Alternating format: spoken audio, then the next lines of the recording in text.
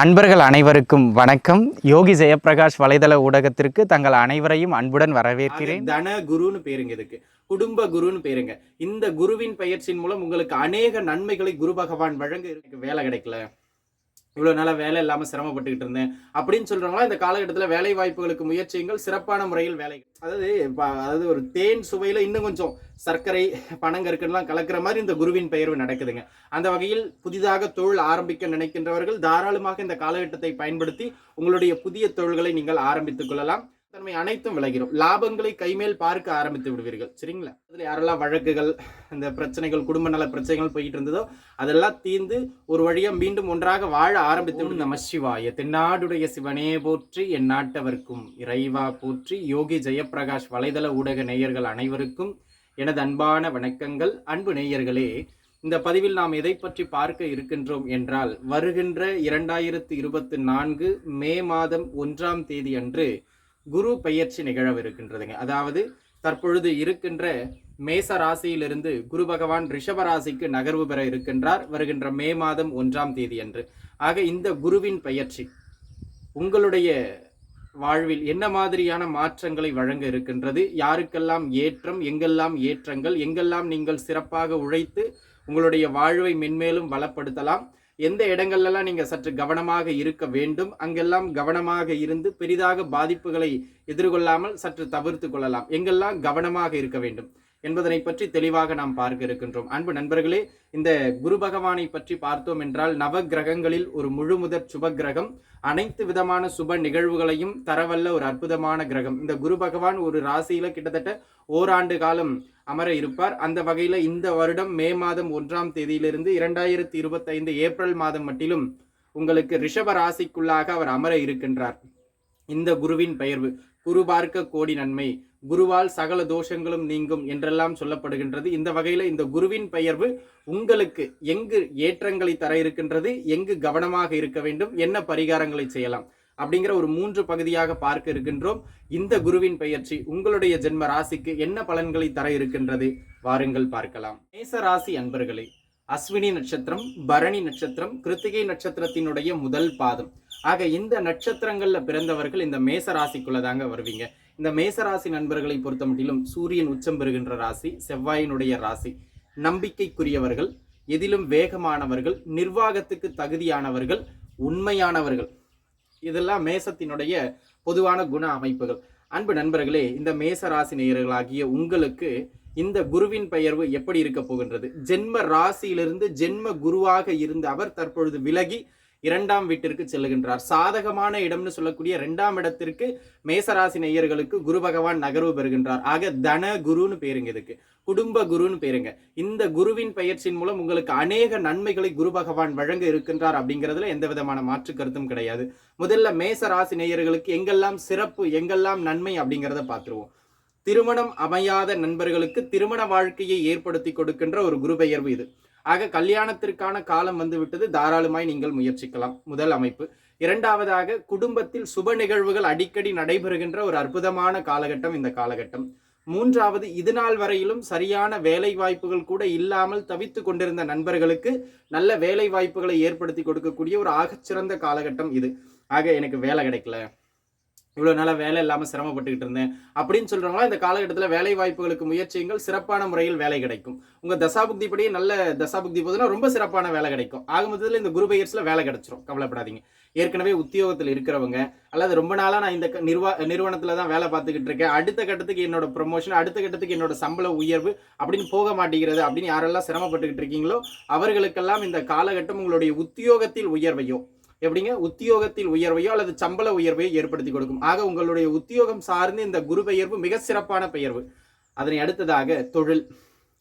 இந்த காலகட்டத்தில் நிறைய பேருக்கு தொழில் அமையுங்க. ஏற்கனவே 11ஆம் இடத்துல சாதகமான இடத்துல உங்களுக்கு சனி பகவான் அமர பெற்றிருக்கின்றார். ஜென்ம ராசிக்கு 6ஆம் இடத்துல உங்களுக்கு கேது பகவான் அமர பெற்றிருக்கின்றார். அதுவே ஒரு பலமான ஒரு அமைப்பு. அதோடு அதற்கு அதாவது ஒரு தேன் சுவையில இன்னும் கொஞ்சம் சர்க்கரை பனங்கற்கெல்லாம் கலக்கிற மாதிரி இந்த குருவின் பெயர்வு நடக்குதுங்க. அந்த வகையில் புதிதாக தொழில் ஆரம்பிக்க நினைக்கின்றவர்கள் தாராளமாக இந்த காலகட்டத்தை பயன்படுத்தி உங்களுடைய புதிய தொழில்களை நீங்கள் ஆரம்பித்துக் கொள்ளலாம். அதனை அடுத்து ஏற்கனவே தொழில் போய்கிட்டு இருக்குங்க, சொல்ற அளவுக்கு பெருசா நகர்வு இல்லை அப்படின்னு சிரமப்படுறவங்களுக்கு கூட இந்த காலகட்டம் தொழில்ல ஆகச்சிறந்த வளர்ச்சிகளை ஏற்படுத்தி கொடுக்கும். ஆக எனதருமை நண்பர்களே, தொழில் சார்ந்து நல்ல முன்னேற்றத்தையும் ஏற்றத்தையும் பெறவல்ல ஒரு அற்புதமான காலகட்டம் இது அப்படிங்கிறதுல எந்த விதமான மாற்று கருத்து கிடையாது. அதனால வேலை வாய்ப்புகளும் சிறப்பாக இருக்கும், தொழில் அமைப்புகளும் சிறப்பாக இருக்கும். மந்தமாக இருந்த தொழில் நல்லாக நகர ஆரம்பிச்சிடும், நல்ல படவரவை கொடுக்க ஆரம்பிச்சிடும். ஆக தொழில் அமைப்புகளும் மிகச் சிறப்பு. சரிங்களா? இருந்து வந்த சுணக்கத்தன்மை அனைத்தும் விலகிடும். லாபங்களை கைமேல் பார்க்க ஆரம்பித்து விடுவீர்கள். சரிங்களா?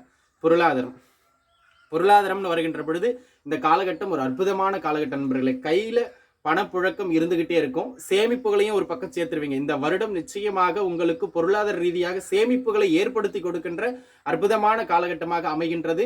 ஆக உழையுங்கள், உழைத்து கொண்டே இருங்கள், அதனை அழகாக சேமித்து கொண்டே இருங்கள். நல்ல வருமான ஓட்டமும் அந்த வருமான ஓட்டத்தை அழகாக சேமிக்கின்ற அற்புதமான ஒரு காலகட்டமும் சூழலும் இந்த குரு பெயர்ச்சியில் உங்களுக்கு கிடைக்கப்பெறுகின்றது.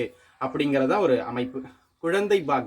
குழந்தை பாக்கியம் இல்லாமல் தவித்துக் கொண்டிருந்த நண்பர்களுக்கு இந்த காலகட்டம் அற்புதமான வகையில குழந்தை பாக்கியத்திற்கு ஒரு அற்புதமான ஒரு குருவாக இந்த குரு அமர்கின்றார். குடும்பத்துல அனைத்து விதமான சுப நிகழ்வுகளையும் உங்களுடைய காதுல, சுப செய்திகளையும் உங்க காதுல போட்டுக்கிட்டே இருப்பார். கல்யாணம், குழந்தை, இந்த மாதிரி எல்லா சுப நிகழ்வுகளையும் உங்க காதுல போட்டுக்கிட்டே இருக்கார். அது மட்டும் இல்லாம மேசராசிக்காரங்க இன்னைக்கு இந்த வருடம் முழுக்க ஒரு வீட்டுல இருக்காங்கன்னா அந்த வீட்டுல இருக்கிறவங்க அனைவருக்கும் நல்ல சுபகாரிய தடைகள் எல்லாம் இந்த காலகட்டத்துல ஏற்படும். அந்த தடைகள் ஏற்பட்டு இருந்ததெல்லாம் விலகி சுபகாரியங்கள் நடைபெற ஆரம்பிச்சிடும். சரிங்களா?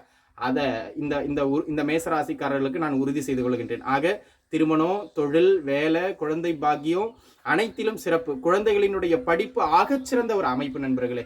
அதனால இந்த காலகட்டம் ஒரு மேன்மையான காலகட்டம். கடன் தொந்தரவுகள்ல சிக்கிக்கிட்டு இருந்தவங்களுக்கு அதுல இருந்து வெளில வந்துருவீங்க. கோச்சாரம்ங்கிறதுனால கடன் குறைஞ்சிரும். தீர்மாங்கிறது உங்க ஜாதகத்தை பொறுத்தது. ஆக மொத்தத்தில் பொருளாதார ரீதியா வருமானத்தை கொடுத்து கடனை குறைக்கின்ற காலகட்டம் இது.